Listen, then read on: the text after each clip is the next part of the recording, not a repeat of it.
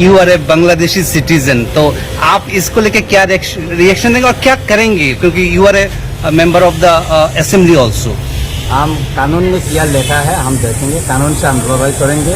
हम भी देखा है बांग्लादेश में, बांग्लादेश का आइडेंटिटी है, मेरा बर्थ सर्टिफिकेट भी सोशल मीडिया में बहुत वायरल हो रहा है।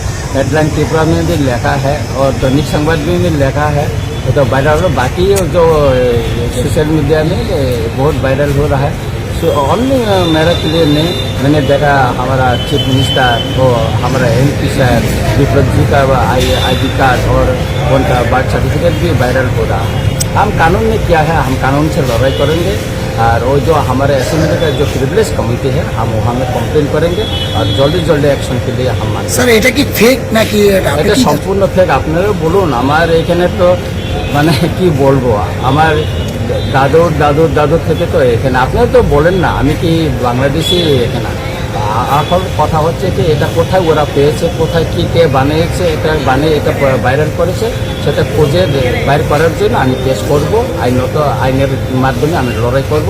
ওরা যারা এটা বিরোধিতা আমার এগেন্সে যারা ভাইরাল করেছে এই ID কার্ড এবং জন্ম সার্টিফিকেট নিয়ে আমি আইনের লড়াই করব।